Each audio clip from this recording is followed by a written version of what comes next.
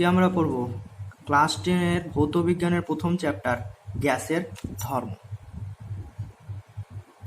তো চ্যাপ্টারটা শুরু করার আগে আমরা জেনে নেব পদার্থের সাধারণত কয়টি অবস্থা থাকে। তো পদার্থের সাধারণত তিনটি অবস্থা, এক হচ্ছে কঠিন, তারপর হচ্ছে তরল, তারপরে গ্যাসীয়। তো তোমরা দেখতেই পাচ্ছ কঠিন পদার্থের অণুগুলো খুব কাছাকাছি অবস্থান করে, কারণ কি তাদের অণুগুলির মধ্যে আকর্ষণ শক্তিটা এদের বেশি, আকর্ষণ শক্তি বেশি।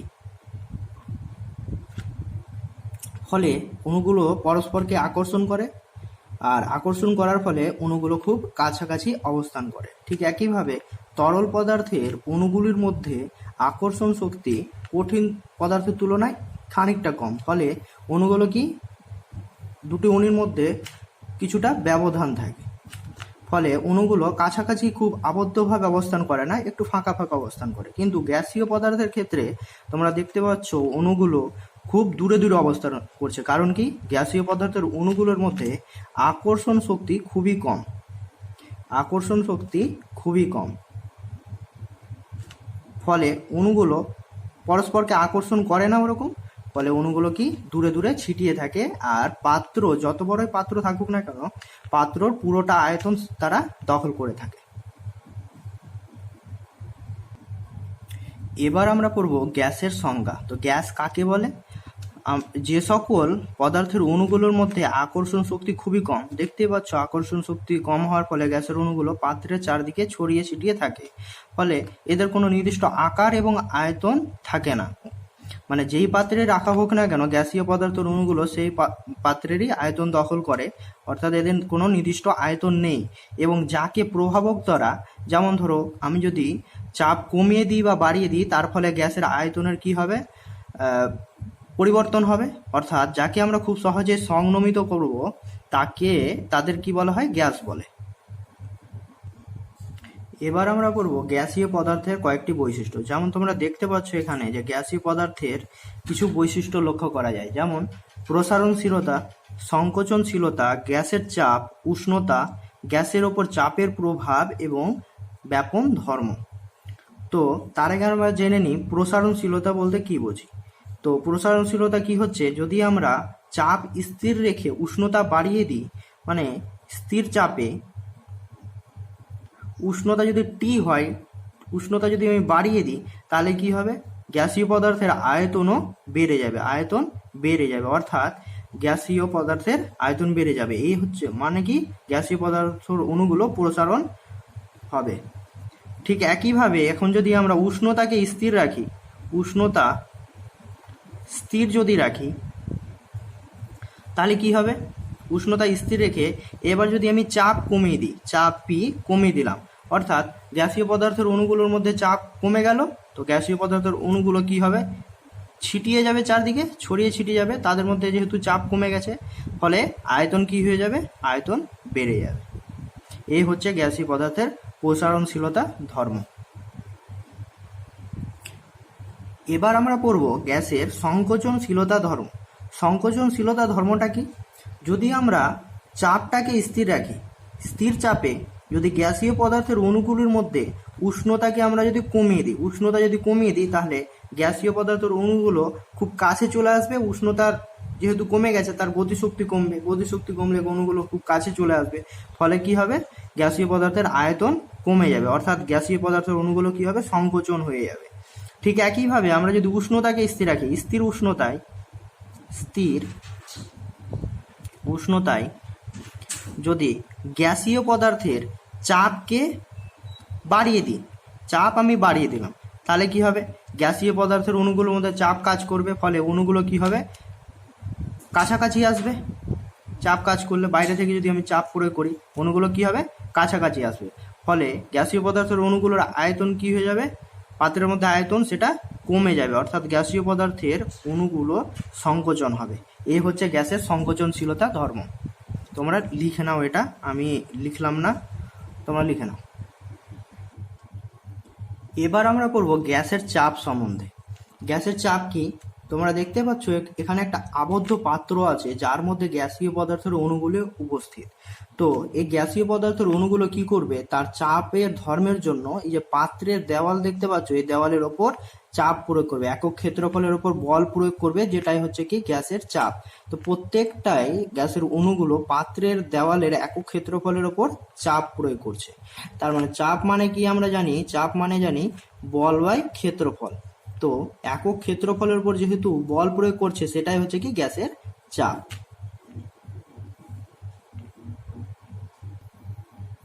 এবার আমরা পড়ব গ্যাসের ওপর উষ্ণতার প্রভাব। এখন যদি আমি স্থির চাপকে যদি আমি স্থির রেখে দিই আর উষ্ণতাকে যদি আমি বৃদ্ধি করি, অর্থাৎ টিকে আমি বাড়িয়ে দিলাম, টেম্পারেচার বাড়িয়ে দিলাম, ফলে কি হবে, আমরা একটু আগে বললাম গ্যাসের উষ্ণতা যদি বাড়ায় তাহলে তার গতিশক্তি বাড়বে, অর্থাৎ বেগ বেড়ে যাচ্ছে, বেগ বাড়বে, বেগ ভি, কিন্তু এখানে কি বেগ বৃদ্ধি পাচ্ছে। ঠিক একইভাবে আয়তন ভিও বৃদ্ধি পাবে, আয়তন ভিও বৃদ্ধি পাবে। তার কারণ কি, গ্যাসীয় পদার্থের অণুগুলোর গতিশক্তি আমরা কি জানি, গতিশক্তি E K equal to half M V square. এখন যেহেতু বেগ বৃদ্ধি পাচ্ছে তার ফলে গ্যাসীয় পদার্থের গতিশক্তিও বৃদ্ধি পাবে। এখন গতিশক্তি বৃদ্ধি পেলে অণুগুলো বেশি ছোটাছুটি করবে, আর যে বেশি ছোটাছুটি করতে গেলে গ্যাসীয় পদার্থের অণুগুলোর আয়তন বেড়ে যাবে। ঠিক একইভাবে এখন যদি আমি উষ্ণতাকে কমিয়ে দিই, উষ্ণতা কমিয়ে দিলে বেগ কি হবে, বেগ হ্রাস পাবে, ফলে গ্যাসীয় পদার্থের আয়তন কি হবে, আয়তন হ্রাস পাবে। বেগ যেহেতু হ্রাস পাচ্ছে তার ফলে গতিশক্তি ই কেও হ্রাস পাবে। এখন যদি গতিশক্তি কমে যায় গ্যাসীয় পদার্থের অণুগুলোর মধ্যে, ফলে যেই হারে গ্যাসীয় পদার্থের অণুগুলো পাত্রের আবদ্ধ পাত্রের মধ্যে ছোটাছুটি করছিল সেইভাবে ছোটাছুটি করতে পারবে না, ফলে গ্যাসীয় পদার্থের অণুগুলো কি হবে, কম গতিশক্তির ফলে একটা নির্দিষ্ট জায়গায় নেতিয়ে পড়বে। ফলে নেতিয়ে যদি থাকে পাত্রের পুরো আয়তন দখল করতে পারবে না, ফলে গ্যাসীয় পদার্থের আয়তন কি হয়ে যাবে, আয়তন হ্রাস পাবে, আয়তন হ্রাস পাবে, কমে যাবে। এবার আমরা পড়ব গ্যাসের ওপর চাপের প্রভাব। যদি আমরা উষ্ণতাকে স্থির করে দিই, অর্থাৎ স্থির উষ্ণতায় যদি গ্যাসের চাপকে আমরা বাড়িয়ে যদি দিই, চাপ যদি আমি বাড়িয়ে দিই তাহলে কি হবে, গ্যাসীয় পদার্থের অণুগুলোর ওপর চাপ ক্রিয়া করবে, ফলে গ্যাসীয় পদার্থের অণুগুলো কি খুব কাছাকাছি চলে আসবে, খুব কাছাকাছি চলে আসবে। চাপ বৃদ্ধি পাচ্ছে পাত্রের উপর, গ্যাসীয় পদার্থ অণুগুলো খুব কাছাকাছি চলে আসবে, ফলে তার আয়তন কি হবে, হ্রাস পেয়ে যাবে, আয়তন কমে যাবে, কমে যাবে আয়তন। ঠিক একইভাবে এখন যদি আমি চাপ স্থির উষ্ণতায় চাপ যদি এবার কমিয়ে দিই, তাহলে চাপ যদি কমিয়ে দিই তাহলে গ্যাসীয় পদার্থের অণুগুলো যেখানে ছিল তার উপর চাপ এখন কম ক্রিয়া করছে, ফলে গ্যাসীয় পদার্থের অণুগুলো প্রসারণ হবে, আর অণুগুলো কি হবে, দূরে চলে যাবে, ফলে আবদ্ধ পাত্রের মধ্যে গ্যাসের আয়তন কি হয়ে যাবে, বেড়ে যাবে, আয়তন বেড়ে যাবে। এই হচ্ছে গ্যাসের ওপর চাপের প্রভাব। এবার আমরা পড়ব গ্যাসের ব্যাপন ধর্ম সম্বন্ধে। ব্যাপন ধর্মটা কি, তোমরা দেখতে পাচ্ছ এটা যদি কোনো একটা আবদ্ধ ঘর ধরে নিই এবং তার মধ্যে যদি আমরা আলাদা আলাদা তিনটে পাত্রে, একটাতে ধূপকাঠি, একটাতে কর্পূর এবং একটাতে সুগন্ধি যদি পাত্রগুলোতে জ্বালাই আবদ্ধ পাত্রের মধ্যে, তাহলে এখন যদি আমরা এই ধূপকাঠি জ্বালাই তাহলে ধূপকাঠির ধোঁয়া উপরে উঠবে, ঠিক একইভাবে কর্পূরকে জ্বালালে কর্পূরের ধোঁয়া উপরে উঠবে, সুগন্ধিকে জ্বালালে সুগন্ধির ধোঁয়া উপরে উঠবে। ফলে এই তিনটি ধোঁয়া কি পাত্রের মধ্যে, এটা তো খোলা পাত্র, এই পাত্রের মধ্যে কি আবদ্ধ থাকবে, থাকবে না। এই গ্যাসগুলো কি হবে, ঘরের চারদিকে ছিটিয়ে যাবে, ফলে এই গ্যাসগুলো কি একে অপরের সঙ্গে মিশে যাবে, ফলে আমরা কিছুক্ষণ পরে দেখতে পাবো পুরো এই আবদ্ধ ঘরটা ধূপকাঠি, কর্পূর এবং সুগন্ধির গন্ধে মিশে যাবে, অর্থাৎ গ্যাসীয় পদার্থের অণুগুলো কি হবে, পাত্রের পুরো জায়গাটা দখল করে নেবে, একসময় পুরো জায়গাটা দখল করে নেবে। একেই বলা হয় কি গ্যাসের ব্যাপন ধর্ম। এবার আমরা পড়ব গ্যাসের চাপের পরিমাণ সম্বন্ধে। তো গ্যাসের চাপকে কিভাবে আমরা পরিমাপ করতে পারবো, তার জন্য কি নিচ্ছি, আমি একটা পাত্র নিচ্ছি, একটা আবদ্ধ পাত্র নিলাম, পাত্রের মধ্যে গ্যাসের অণুগুলো আছে, গ্যাসের অণুগুলো উপস্থিত। তো এখন এই যে গ্যাসের অণুগুলি পাত্রের দেওয়ালের একক ক্ষেত্রফলে যে বলটা প্রয়োগ করবে সেই বলটাই হয়ে যাবে কি গ্যাসের চাপ। অর্থাৎ ক্ষেত্রফল, পাত্রের দেওয়ালের ক্ষেত্রফল যদি এ হয় আর গ্যাসের অণুগুলো যদি পাত্রের ওপর এফ বল প্রয়োগ করে, অর্থাৎ বল ইকুয়াল টু এফ, তাহলে গ্যাসের চাপ কি হবে? গ্যাসের চাপ পি ইকুয়াল টু বল বাই ক্ষেত্রফল, অর্থাৎ বল বাই ক্ষেত্রফল।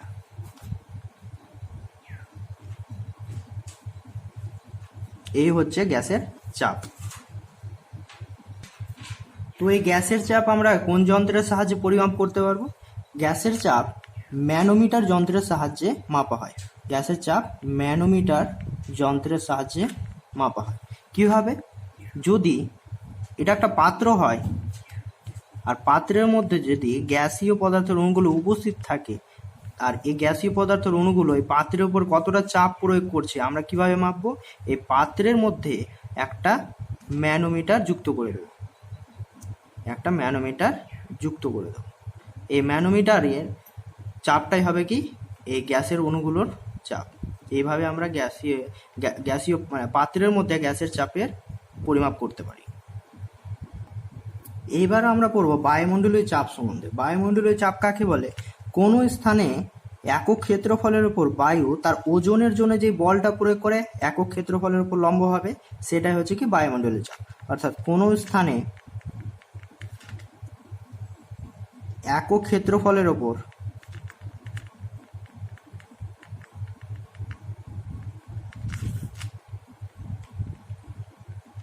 বায়ুমণ্ডল তার ওজনের জন্য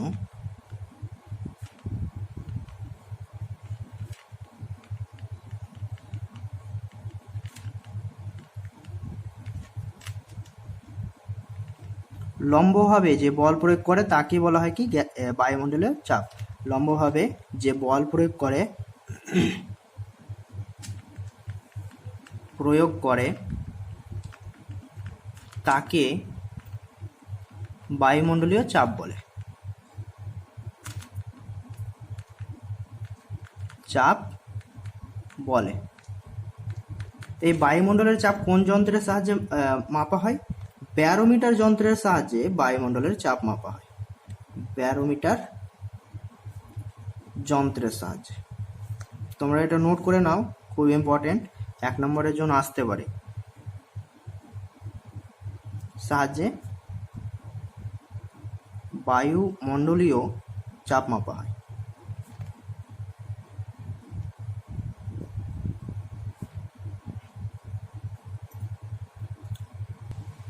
এবার আমরা পড়ব প্রমাণ চাপ এবং উষ্ণতা সম্বন্ধে। প্রমাণ উষ্ণতা কত হয়?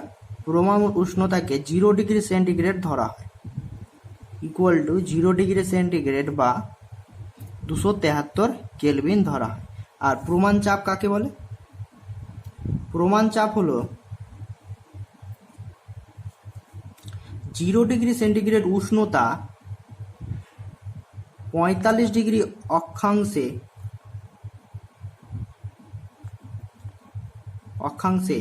সমুদ্র পৃষ্ঠের ওপর 76 সেমি পারদ স্তম্ভের চাপকে বলা হয় কি? প্রমাণ বায়ুমণ্ডলের চাপ। পারদ স্তম্ভের চাপই হলো প্রমাণ বায়ুমণ্ডলীয় চাপ। অর্থাৎ 0 ডিগ্রি সেন্টিগ্রেড উষ্ণতা 45 ডিগ্রি অক্ষাংশে সমুদ্রপৃষ্ঠের ওপর 76 সেমি পারদ স্তম্ভে 76 সেমি উচ্চতা বিশিষ্ট পারদ স্তম্ভের চাপকে বলা হয় কি? প্রমাণ বায়ুমণ্ডলীয় চাপ। এটাকে আমরা কিভাবে মাপবো? প্রমাণ চাপ পি যদি হয় তাহলে প্রমাণ চাপ পি ইকুয়াল টু 76 সেমি পারদ স্তম্ভের চাপ, পারদ স্তম্ভের চাপ। আর আমরা ক্লাস 9-এ শিখেছি কি? কোনো তরলের চাপ বলতে সেটাকে বলা হয় এইচ রো জি, যেখানে এইচ হচ্ছে কি তরলের উচ্চতা বা গভীরতা, আর রোটা হচ্ছে তরলের ঘনত্ব, জি হচ্ছে অভিকর্ষ ত্বরণ। তাহলে এখানে এইচ ইকুয়াল টু কি দেওয়া আছে? সিজিএস পদ্ধতিতে 76 সেমি দেওয়া আছে।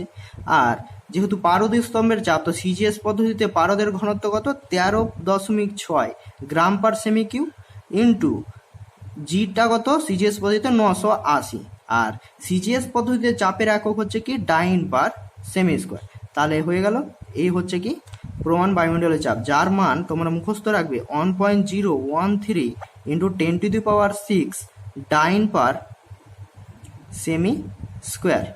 আর আমরা জানি কি 1.013 into 10⁵ into 10 dyne per cm square. আর এই 1 newton per metre square equal টুই আমরা জানি কি 10 ডাইন পার সেমি স্কোয়ার, অর্থাৎ এর মান কত 1 নিউটন পার মিটার স্কোয়ার। সেটা লিখে দিচ্ছি 10⁵ নিউটন পার মিটার স্কোয়ার।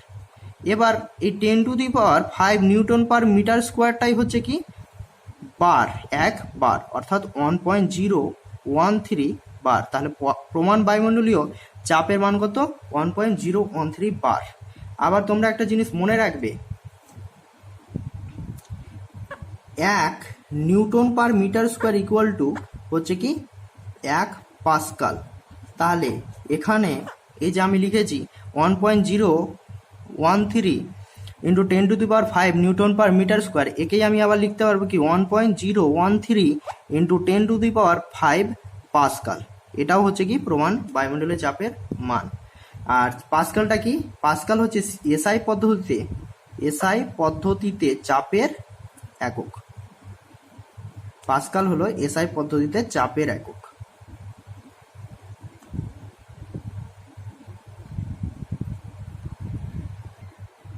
যেহেতু আমরা গ্যাস সম্বন্ধে পড়ছি, তার জন্য আমাদের বল আর চাপ সম্বন্ধে একটু ধারণা রাখতে হবে। তো বলটা আমরা কি জানি, নিউটনের দ্বিতীয় গতিসূত্র থেকে কি পেয়েছিলাম, F equal to M into A, যেখানে এম ছিল কি বস্তুর ভর, এ ছিল ত্বরণ, আর এফ ছিল কি প্রযুক্ত বল। তাহলে এক্ষেত্রে আমরা বলের একক এবং মাত্রা নির্ণয় করব। সেখান থেকে আমরা চাপ পি ইকুয়াল টু কি জানি, বল বাই ক্ষেত্রফল। এখানে তারপরে আমরা চাপের একক এবং মাত্রা নির্ণয় করব। দেখে নাও তোমরা। আচ্ছা, তো বল ইকুয়াল টু কি জানি, ভর ইন্টু ত্বরণ। তাহলে এককগুলো কি হবে বলের একক হবে সিজিএস পদ্ধতিতে, বলের একক কি ভর ইন্টু ত্বরণের একক। বল মানে হচ্ছে ভর ইন্টু ত্বরণের একক।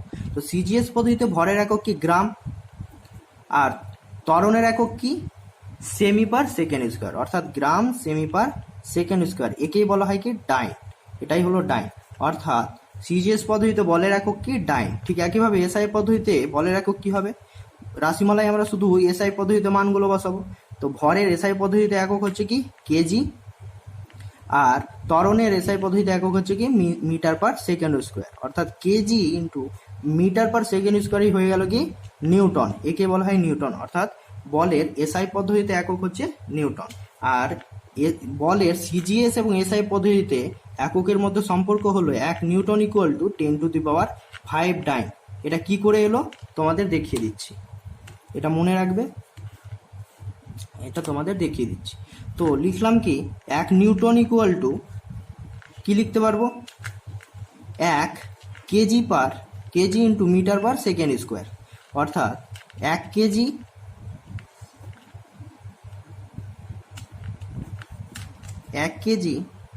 Into 1 metre per second square. 1 kg মানে কত গ্রাম, 1000 গ্রাম। আমরা শুধু সিজিএসে সেগুলোকে কনভার্ট করবো 1000 গ্রাম, ইন্টু 1 মিটার মানে কত, 1 মিটার মানে হচ্ছে 100 সেমি। আর সেকেন্ড স্কোয়ারটাকে সেকেন্ড স্কোয়ার আকারেই রাখবো, অর্থাৎ আমরা কি পেয়ে গেলাম 10⁵ গ্রাম ইন্টু সেমি পার সেকেন্ড স্কোয়ার। এই গ্রাম ইন্টু সেমি পার সেকেন্ড স্কোয়ার মানে আমরা কি জানি আবার ডাইন, অর্থাৎ 10⁵ ডাইন পেয়ে গেলাম। অর্থাৎ 1 নিউটন ইকুয়াল টু কি পেয়ে গেলাম 10⁵ ডাইন। এইভাবে এটা প্রমাণ করা যায়। এবার মাত্রা, বলের মাত্রা কিভাবে পাবো, রাশিমালায় শুধু মাত্রাগুলো লিখবো। বল মানে হচ্ছে কি ভর ইন্টু ত্বরণ, আবার ত্বরণ মানে আমরা কি জেনেছি বেগ বাই সময়। ত্বরণ মানে হচ্ছে বেগ বাই সময়। আবার বেগ মানে হচ্ছে সরণ বাই সময়, তাহলে কি হয়ে গেল সরণ বাই সময়ের স্কোয়ার। এবার শুধু আমরা মাত্রাগুলো বসাবো। তাহলে ভরের মাত্রা কি আমরা শিখেছিলাম এমএলটি পদ্ধতি, সেখানে ভরের মাত্রা হচ্ছে এম, সরণের মাত্রা এল, আর সময়ের মাত্রা টি, অর্থাৎ যেহেতু সময়ের স্কোয়ার আছে তাই টি এর স্কোয়ার। তাহলে কি হয়ে গেল, M L T to the power -2 হয়ে গেল বলের মাত্রা। এটা তোমরা মনে রাখবে, অনেক সময় কাজে দেয়। এবার আমরা চাপের মাত্রা নির্ণয় করব আর একক নির্ণয় করব। তো চাপ মানে আমরা দেখলাম বল বাই ক্ষেত্রফল। তাহলে একক যদি বসাই তাহলে এই রাশিমালায় শুধু এককগুলো বসাবো। তাহলে একক সিজিএস পদ্ধতিতে চাপের একক হয়ে গেল কি, বলের সিজিএস পদ্ধতিতে একক কি, ডাইন বসালাম। আর ক্ষেত্রফলের সিজিএস পদ্ধতিতে একক কি, সেমি স্কোয়ার। তাহলে হয়ে গেল ডাইন পার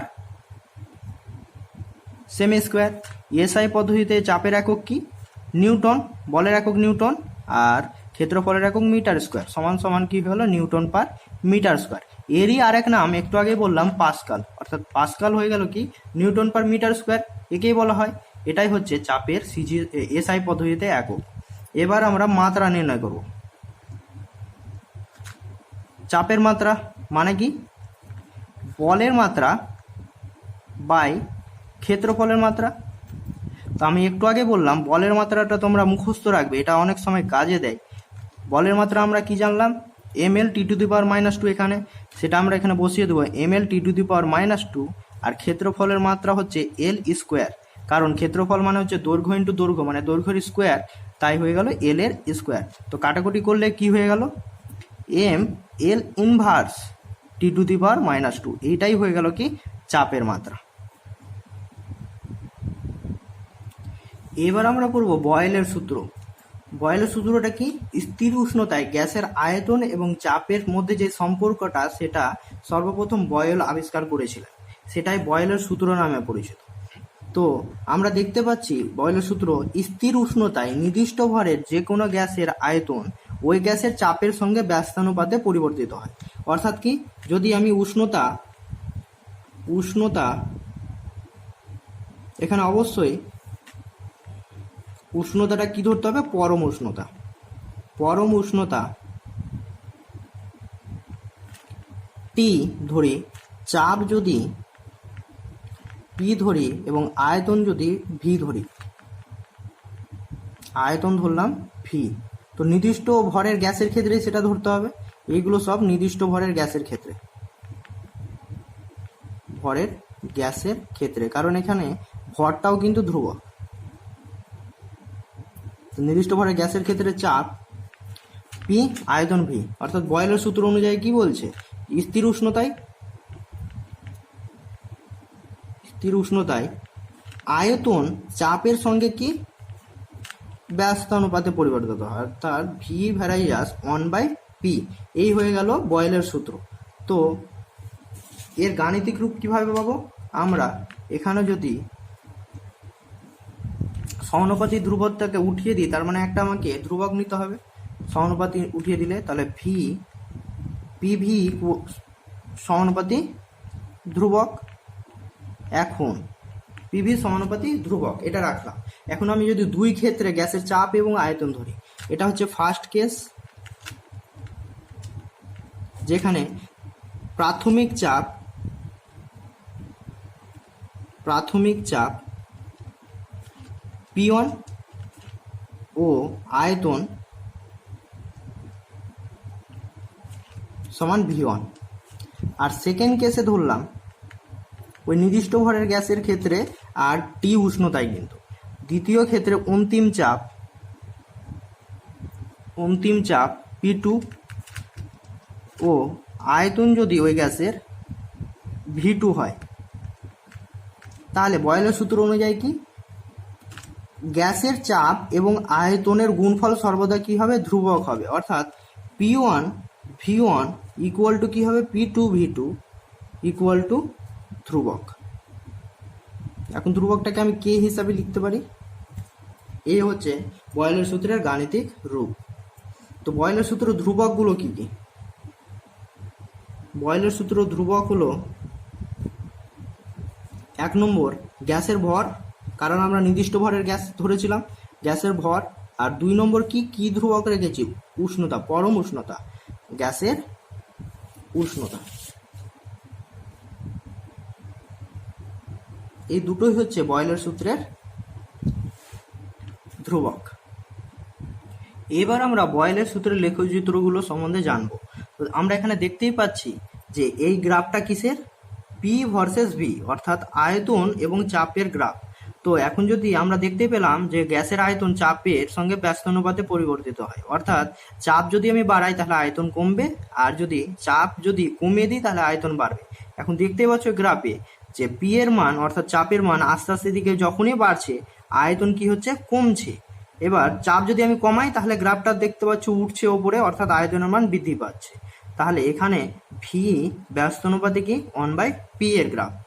এবং এখানে তুমি দেখতে পাচ্ছ যে চাপের মান আমি যখন বাড়াচ্ছি তখন চাপ এবং আয়তনের গুণফল অর্থাৎ পিভির মান কি হচ্ছে, পরিবর্তন হচ্ছে না। এটাই তো আমরা দেখলাম বয়লের সূত্রে, পিভি এর মান কোনো পরিবর্তন হচ্ছে না, পিভি ইকুয়াল টু কি, ধ্রুবক। অর্থাৎ চাপ আমি যতই বাড়াই পি এবং ভি এর মান প্রত্যেকটা বিন্দুতে কি হবে, সমান হবে। প্রত্যেকটা বিন্দুতে পিভি এর গুণফল অর্থাৎ চাপ এবং আয়তনের গুণফল সমান, ধ্রুবক হবে। অর্থাৎ পিভি ইকুয়াল টু কি, ধ্রুবক। এখানে এই হচ্ছে বয়লের সূত্রের গ্রাফ। এবার আমরা পড়ব চার্লসের সূত্র। চার্লসের সূত্র কি, স্থির চাপে গ্যাসের উষ্ণতা এবং আয়তনের মধ্যে সম্পর্ক। অর্থাৎ স্থির চাপে গ্যাসের উষ্ণতা এবং আয়তনের মধ্যে যে সূত্রটি বিজ্ঞানী চার্লস আবিষ্কার করেছিলেন সেটাই চার্লসের সূত্র নামে পরিচিত। সূত্রটি কি বলছে, স্থির চাপে নির্দিষ্ট ভরের গ্যাসের আয়তন যদি প্রতি ডিগ্রি সেন্টিগ্রেড উষ্ণতা বৃদ্ধি বা হ্রাস করি তাহলে 0 ডিগ্রি সেন্টিগ্রেড উষ্ণতায় ওই গ্যাসের যে আয়তন ছিল তার 1/273 অংশ যথাক্রমে বৃদ্ধি বা হ্রাস পাবে। এটি হচ্ছে কি চার্লসের সূত্র। অর্থাৎ আমি যদি চাপ পি ধরি, পরম উষ্ণতা যদি টি ধরি, আয়তন ভি ধরলাম, এখানে স্থির চাপে 0 ডিগ্রি সেন্টিগ্রেড উষ্ণতায় নির্দিষ্ট ভরের গ্যাসের আয়তন যদি V0 হয়, গ্যাসের আয়তন যদি V0 হয় তাহলে আমরা দেখতে পাচ্ছি প্রতি ডিগ্রি সেলসিয়াস উষ্ণতা বৃদ্ধি বা হ্রাসের জন্য কত অংশ বৃদ্ধি পায়, 1/273 অংশ আয়তন বৃদ্ধি পায়। তাহলে 0 ডিগ্রি সেন্টিগ্রেড উষ্ণতায় গ্যাসের আয়তন আমি V0 ধরলাম, তাহলে স্থির চাপে 1 ডিগ্রি সেন্টিগ্রেড উষ্ণতায় নির্দিষ্ট ভরের গ্যাসের আয়তন কি হবে, V1 ইকুয়াল টু লিখছি কি, V0 তো ছিল প্লাস বৃদ্ধি কতটা পাবে, যতটা ছিল তার 1/273 অংশ, অর্থাৎ V0/273 অংশ বৃদ্ধি পাবে। হয়ে গেল। তাহলে এখান থেকে V0 যদি কমন নেই তাহলে কি হয়েছে, 1 + 1/273 অংশ। তাহলে এই যে এটাই উষ্ণতা আমি বাড়িয়েছিলাম, তাহলে 2 ডিগ্রি সেন্টিগ্রেড উষ্ণতায় নির্দিষ্ট ভরের গ্যাসের আয়তন কত হবে, V2 ইকুয়াল টু, V0 তো ছিল প্লাস 1 ডিগ্রির জন্য 1/273 অংশ আয়তন যদি বৃদ্ধি পায় তাহলে 2 ডিগ্রি উষ্ণতা বৃদ্ধির জন্য কত বৃদ্ধি পাবে, 2/273 অংশ ইন্টু কি, কার, V0রই বৃদ্ধি পাবে। তাহলে V0 কমন নিলে কি চলে আসবে, 1 + 2/273। এই হয়ে গেল 2 ডিগ্রি সেন্টিগ্রেড উষ্ণতায় গ্যাসের আয়তন। ঠিক একইভাবে এরকমভাবে যদি আমি T ডিগ্রি সেন্টিগ্রেড উষ্ণতা বাড়িয়ে দিই গ্যাসের, তাহলে T ডিগ্রি সেন্টিগ্রেড উষ্ণতায় নির্দিষ্ট ভরের গ্যাসের আয়তন কি হবে, VT ইকুয়াল টু, V0 তো গ্যাসের আয়তন ছিল প্লাস কত অংশ বৃদ্ধি পাবে, V0-র T/273 অংশ বৃদ্ধি পাবে। তাহলে V0 কমন নিলে হয়ে যাবে কি, 1 + T/273 অংশ, VT ইকুয়াল টু, এই হচ্ছে কি T ডিগ্রি সেন্টিগ্রেড উষ্ণতায় গ্যাসের আয়তন। ঠিক একইভাবে আমি যদি T ডিগ্রি সেন্টিগ্রেড উষ্ণতা তখন বৃদ্ধি করেছিলাম, এখন যদি T ডিগ্রি সেন্টিগ্রেড উষ্ণতা হ্রাস করি তাহলে T ডিগ্রি সেন্টিগ্রেড উষ্ণতায় গ্যাসের আয়তন কি হবে, হ্রাস করার জন্য, তাহলে নির্দিষ্ট ভরের গ্যাসের আয়তন হয়ে যাবে কি, V- T ধরলাম যেহেতু কমিয়েছি, তো V0 × 1 কি হবে, হ্রাস পাবে, তো 1 - T/273 অংশ। এটা হয়ে গেল হ্রাসের জন্য, এটা হয়ে গেল বৃদ্ধির জন্য T ডিগ্রি সেন্টিগ্রেড উষ্ণতায় নির্দিষ্ট ভরের গ্যাসের আয়তন। এই হচ্ছে গ্যাসের চার্লসের সূত্রের গাণিতিক রূপ। চার্লসের সূত্রে যে 1/273 অংশ আয়তন বৃদ্ধি পাচ্ছে 0 ডিগ্রি সেন্টিগ্রেড উষ্ণতায় যা আয়তন ছিল তার, সেটাকে কি বলা হয়? সেটাকে বলা হয় স্থির চাপে গ্যাসের আয়তন প্রসারণ গুণাঙ্ক বলা হয়। অর্থাৎ 1/273-কে কি বলা হয়? স্থির চাপে নির্দিষ্ট ভরের গ্যাসের আয়তন প্রসারণ গুণাঙ্ক বলে।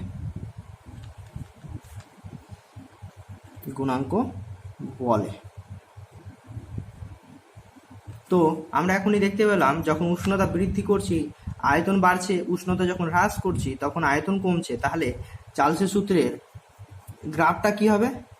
উষ্ণতার সঙ্গে টি ডিগ্রি সেন্টিগ্রেড উষ্ণতা ধরলাম, আয়তন যদি অক্ষ বরাবর আমি দিই তাহলে কি হবে? ভি সমানুপাতিক কি ছিল? উষ্ণতা বৃদ্ধির সঙ্গে সমানুপাতিক। তাহলে এটা এখানে যদি আমি ধ্রুবক একটা এম নিয়ে আসি তাহলে ভি ইকুয়াল টু হয়ে আছে এম টি, যেটা হচ্ছে Y equal to M X আকারের সমীকরণ, যেটা হচ্ছে মূল বিন্দুগামী সমীকরণ। তাহলে এই লেখচিত্রটা কি হবে? মূল বিন্দুগামী একটি সরলরেখা, যেটা হচ্ছে ভি সমানুপাতিক টি এর লেখচিত্র।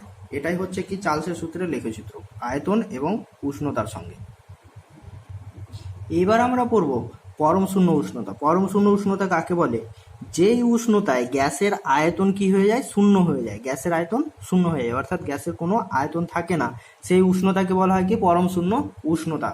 সেলসিয়াস স্কেলে পরম শূন্য উষ্ণতার মান কত?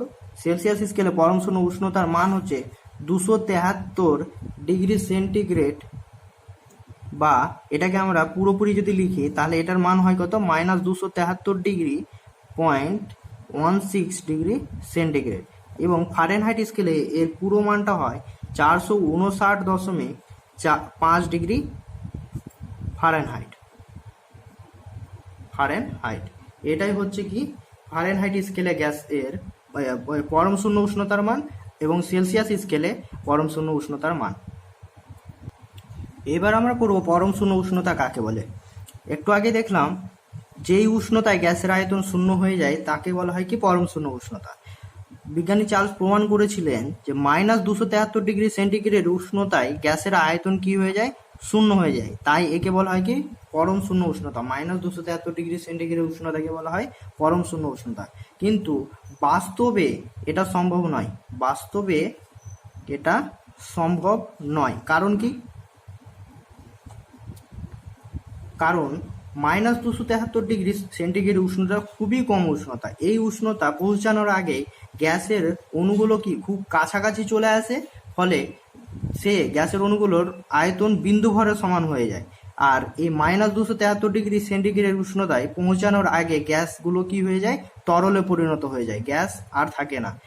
এই জন্যই কি -273 ডিগ্রি সেন্টিগ্রেড উষ্ণতার কোনো অস্তিত্ব নেই বাস্তবে।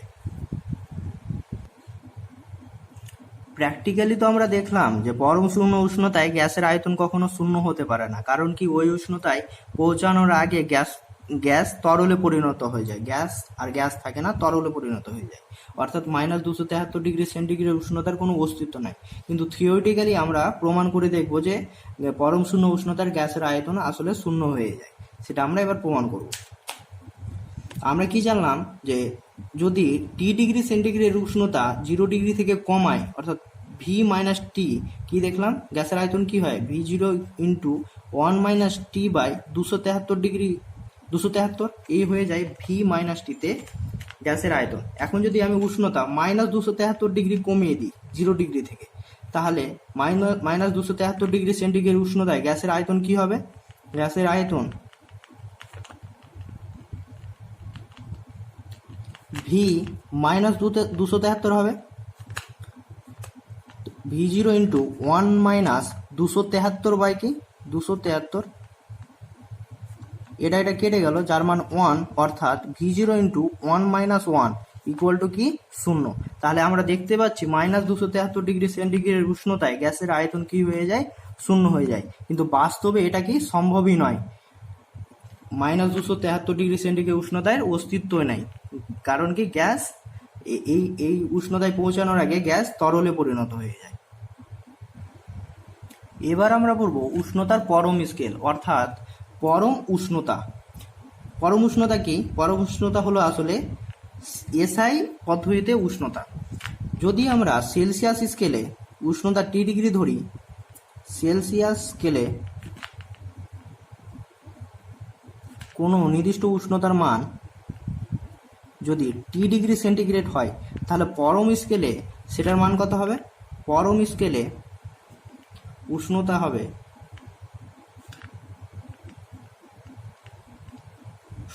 অর্থাৎ পরম উষ্ণতা হবে T equal to 273 plus T kelvin.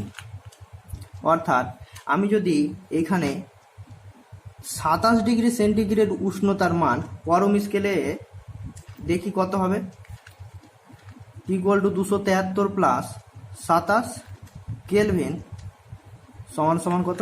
300 kelvin. অর্থাৎ 27 ডিগ্রি সেন্টিগ্রেড উষ্ণতা 300 কেলভিনের সমান। এইভাবে আমরা সেলসিয়াস থেকে পরম উষ্ণতার মান বের করতে পারি।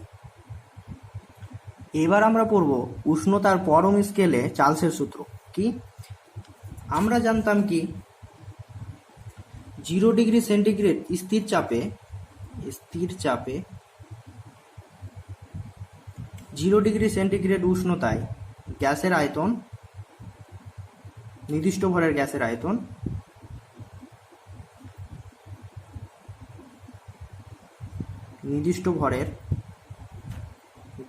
আয়তন কি ধরেছিলাম? V0 equal to V0। এখন যদি T1 ডিগ্রি সেন্টিগ্রেড উষ্ণতায় গ্যাসের আয়তন কত হবে দেখি। V1 ইকুয়াল টু কি হবে? V0 into 1 plus T1 by 273 হবে, সেটাই আমরা দেখেছিলাম। সমান সমান কি লিখতে পারবো? V0 into 273 plus T1 by 273। তো একটু আগে আমরা দেখলাম সেলসিয়াস স্কেলে যদি উষ্ণতা টি ডিগ্রি সেন্টিগ্রেড হয়, তাহলে পরম স্কেলে উষ্ণতা কি হয়ে যায়? 273 প্লাস টি। তাহলে এখানে আমরা দেখতে পাচ্ছি 273 plus T1।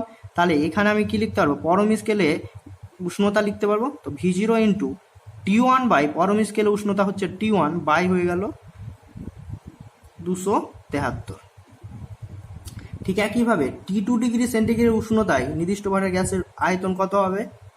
V2 equal to V0 into 1 plus T2 by 273। ঠিক একইভাবে V0 ইন্টু 273 প্লাস T2 হবে বাই 273। এর মান কি হবে? তাহলে পরম উষ্ণতা হয়ে যাবে এটা। তাহলে V0 ইন্টু পরম উষ্ণতায় T2 বাই 273।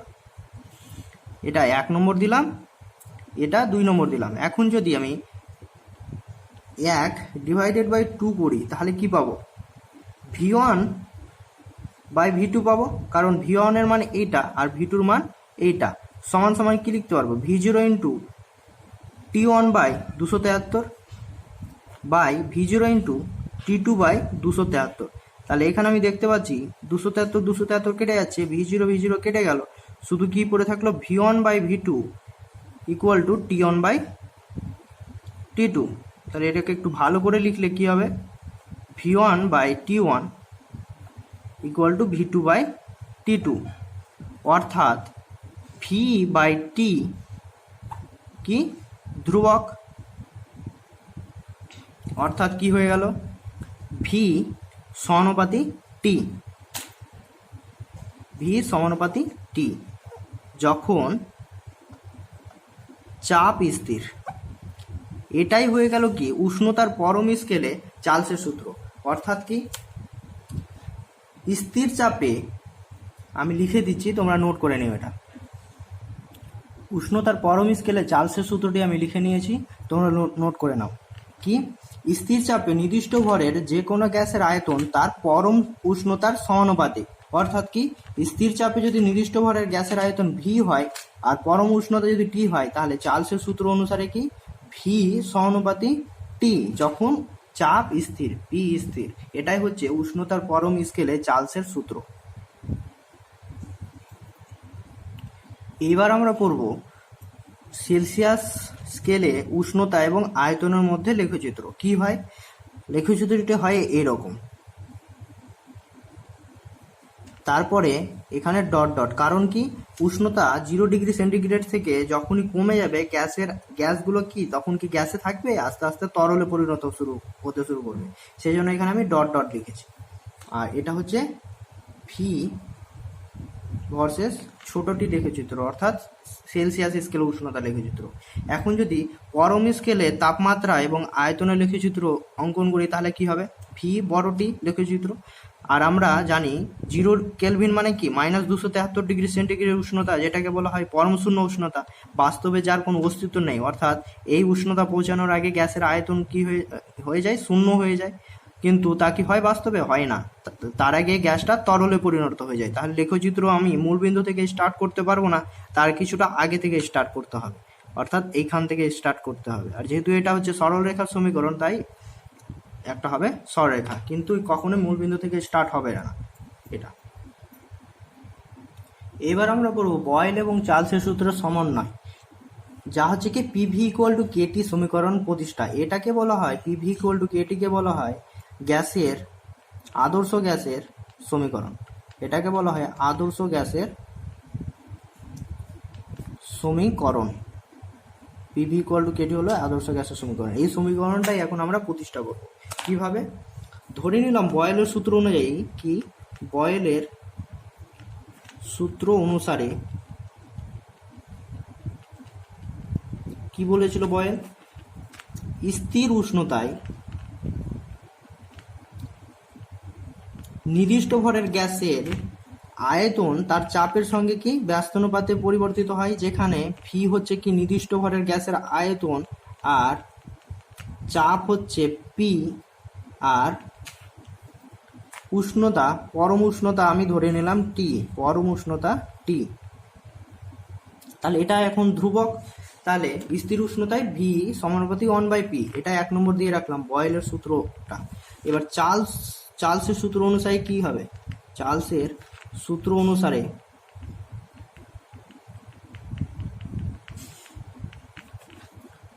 ভি সমানুপাতি পরম শূন্য উষ্ণতার সমানুপাতি, ভি সমানুপাতি বড়টি, যেখানে পি স্থির, চাপ স্থির।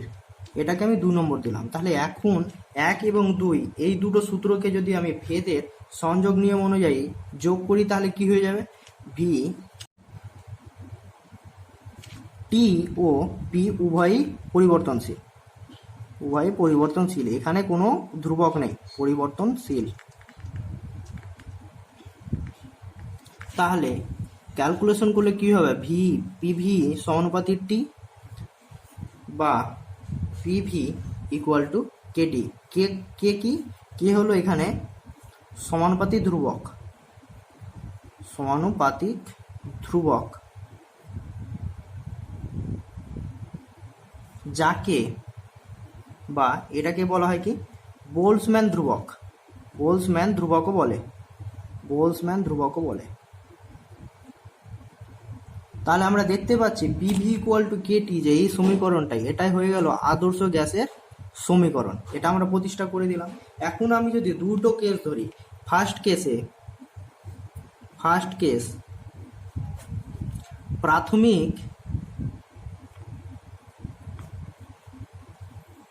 প্রাথমিক আয়তন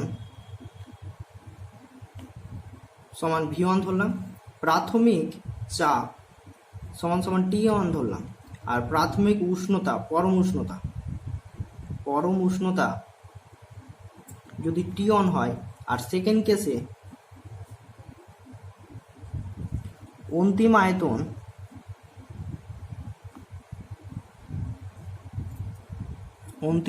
সমান V2, অন্তিম চাপ সমান P2, এবং অন্তিম পরম উষ্ণতা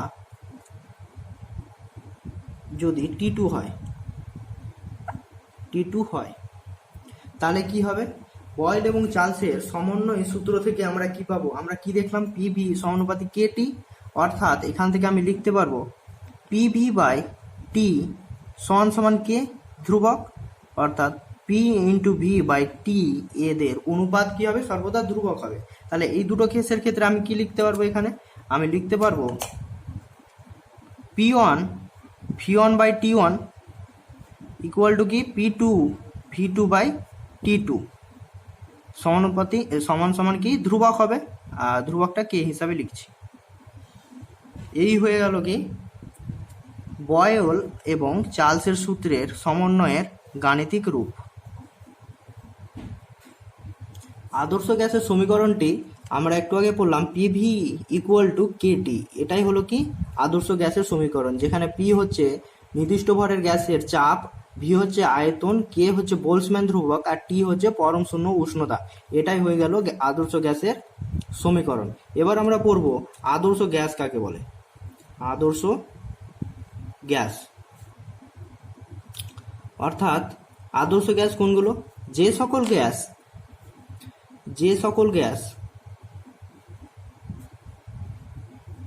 এই যে আদর্শ গ্যাসের সমীকরণ মেনে চলবে, অর্থাৎ বয়েল এবং চার্লসের সমন্বয় সূত্র মেনে চলবে, তাদের বলবো কি আদর্শ গ্যাস। তো আমরা কি বললাম, আদর্শ গ্যাস কোনগুলো? যে সকল gas PV equal to KT সমীকরণ মেনে চলে তাদের বলা হয় আদর্শ গ্যাস। আর বাস্তব গ্যাস কোনগুলো? যে প্রকৃতিতে আমরা যে গ্যাসগুলো লক্ষ্য করি সেগুলো সকলেই হচ্ছে কি বাস্তব গ্যাস, কারণ আদর্শ গ্যাসের কোনো অস্তিত্ব লক্ষ্য করা যায় না। অর্থাৎ বাস্তব গ্যাস কোনগুলো? যে সকল gas PV equal to KT সমীকরণ মেনে চলবে না, অর্থাৎ কি বয়েল ও চার্লসের সমন্বয় সূত্রটি মেনে চলবে না, সেগুলোই হবে কি বাস্তব গ্যাস। তো আমি সেটা লিখে দিচ্ছি, তোমরা সেটা নোট করে নাও। তো আমরা দেখতে পাচ্ছি যে সকল gas PV equal to KT সমীকরণ অর্থাৎ আদর্শ গ্যাসের সমীকরণ মেনে চলে না, তাদের বলা হয় কি বাস্তব গ্যাস। তো আমাদের প্রকৃতিতে যতগুলো গ্যাস আছে সবগুলোই হচ্ছে বাস্তব গ্যাস। আদর্শ গ্যাসের অস্তিত্ব লক্ষ্য করা যায় না আসলে। এবার আমরা পড়ব অ্যাভোগাড্রো প্রকল্প সম্বন্ধে। বিজ্ঞানী অ্যাভোগাড্রো প্রমাণ করেছিলেন যে একই চাপ ও উষ্ণতায় সম-আয়তন সব গ্যাসের সমান সংখ্যক অণু থাকবে। অর্থাৎ আমি যদি তিনটি পাত্রে তিনটি আলাদা আলাদা গ্যাস নিই, কিন্তু পাত্রের আয়তন সমান যদি থাকে, এই তিনটে পাত্রের আয়তন যদি সমান থাকে, এখানে আমি নাইট্রোজেন গ্যাস নিলাম, এখানে অক্সিজেন গ্যাস, এখানে হাইড্রোজেন গ্যাস নিলাম, তো সম-আয়তন একই চাপ ও উষ্ণতাতে সম-আয়তন সব গ্যাসে কি থাকবে? এন এ সংখ্যক অণু থাকবে। এখানেও এন এ সংখ্যক, এখানে এন এ সংখ্যক, অর্থাৎ সমান সংখ্যক অণু থাকবে, যার মান হচ্ছে 6.023 ইন্টু 10⁻23টি অণু থাকবে। এটাই হচ্ছে অ্যাভোগাড্রো প্রকল্প। এবার আমরা পড়ব অ্যাভোগাড্রো প্রকল্প অনুসারে মোলার আয়তন কি সেটা। এসটিপিতে 1 মোল গ্যাসের যা আয়তন তাকে বলে মোলার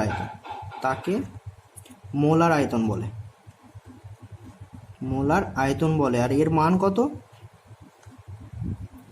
1 মোল যে কোনো গ্যাসের ক্ষেত্রে এর আয়তন হয় 22.4 লিটার। যে কোনো গ্যাসের আয়তন হয় 22.4 লিটার। একে বলা হয় মোলার আয়তন।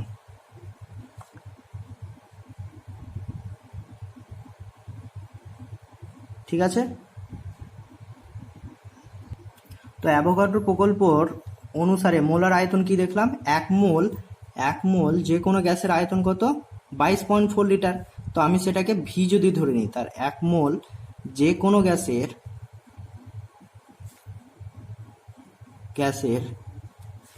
আয়তন যদি আমি ভি ধরে নিই, তাহলে এন মোল গ্যাসের ক্ষেত্রে কি হয়ে যাবে? যে কোনো গ্যাসের আয়তন কি হয়ে যাবে? ভিএন হয়ে যাবে না? ভিএন হয়ে যাবে। অর্থাৎ আমি দেখতে পাচ্ছি আয়তন কি মোল সংখ্যার সঙ্গে কি সমানুপাতিক, অর্থাৎ ভি সমানুপাতি এন। এটা হয়ে গেল অ্যাভোগাড্রো প্রকল্পের অনুসারে আয়তন এবং মোলের সঙ্গে সম্পর্ক। গ্যাসের আয়তন এবং মোল সংখ্যার মধ্যে সম্পর্ক।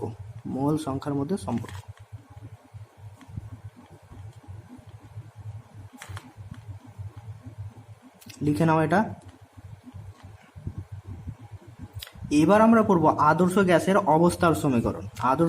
অবস্থার সমীকরণ। যেটাকে বলা হয় PV equal to nRT. PV equal nRT হলো কি? এন মোল গ্যাসের ক্ষেত্রে গ্যাসের অবস্থার সমীকরণ, এন মোল গ্যাসের ক্ষেত্রে। তো এই সমীকরণটা এবার আমরা প্রতিষ্ঠা করব। তো ধরি 1 মোল গ্যাসের আয়তন ভি, চাপ ধরে নিলাম পি, এবং পরম উষ্ণতা টি। তো বয়েলের সূত্র অনুসারে কি লিখতে পারবো আমি? বয়েলের সূত্র অনুসারে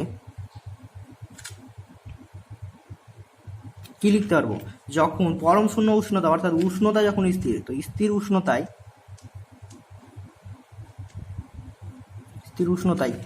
ভি ব্যস্ত অনুপাতি 1/p, এই তো লিখতে পারবো। এটাই তো বয়েলের সূত্র, এটা 1 নম্বর দিলাম।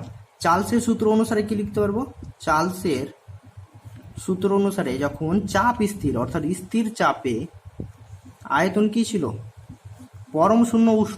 পরম উষ্ণতার সমানুপাতিক অর্থাৎ ভি সমানুপাতি টি, এটা ছিল চার্লসের সূত্র।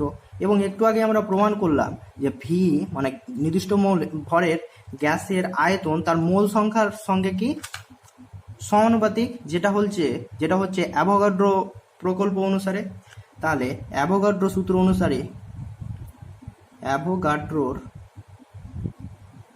সূত্র অনুসারে কি লিখতে পারবো? ভি সমানুপাতি এন, যেখানে এন হলো মোল সংখ্যা। কারণ আমরা কি জানলাম যে 1 মোল গ্যাসের যা আয়তন হবে 2 মোল গ্যাসের আয়তন তার দ্বিগুণ হবে, ঠিক একইভাবে n মোল গ্যাসের আয়তন তার n গুণ হবে, অর্থাৎ আয়তন এবং মোল সংখ্যা পরস্পরের সমানুপাতিক। তো এটাকে আমি 3 নম্বর দিলাম। এখন 1, 2 আর 3, 1 ও 2 ও 3কে যদি আমি ভেদের সমন্বয় সূত্র প্রয়োগ করে পাই, কি লিখতে পারবো? এখান থেকে ভি সমানুপাতি এন টি বাই পি লিখতে পারবো, যেখানে এন টি এবং চাপ পি সকলেই পরিবর্তনশীল, সবকটা এখানে পরিবর্তনশীল, এখানে কোনো কিছু ধ্রুবক নেই। তাহলে এখন ক্যালকুলেশন করে পাবো পিভি সমানুপাতি এনটি, বা এখন যদি এই ভেদটাকে আমি উঠিয়ে দিই, তার মানে কোনো একটা আমাকে ধ্রুবক নিতে হবে। পিভি ইকুয়াল টু এন আর টি। এই যে এখানে আর হলো কি? তাহলে আর হয়ে গেল একটা ধ্রুবক। যেখানে আর কে কি বলা হয়? যেখানে এ আর কেই বলা হয়, আর হচ্ছে সার্বজনীন গ্যাস ধ্রুবক।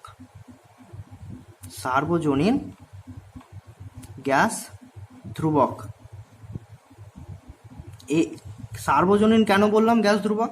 কারণ যে কোনো গ্যাসের ক্ষেত্রে এই আর এর মান কি সমান, আর এখানে আমরা দেখতে পেলাম পিভি ইকুয়াল টু এনআরটি। এই সমীকরণটা কি এন মোল গ্যাসের ক্ষেত্রে, কিন্তু আমি আয়তন আর এগুলো সব ধরেছিলাম 1 মোলের গ্যাসের ক্ষেত্রে, আর এখানে এন মোল, সেটা হয়ে গেল এটা PV equal to NRT N mole গ্যাসের ক্ষেত্রে। তো 1 মোল গ্যাসের ক্ষেত্রে আদর্শ গ্যাসের অবস্থার সমীকরণটা কি হবে? 1 মোল গ্যাসের ক্ষেত্রে আদর্শ গ্যাসের অবস্থার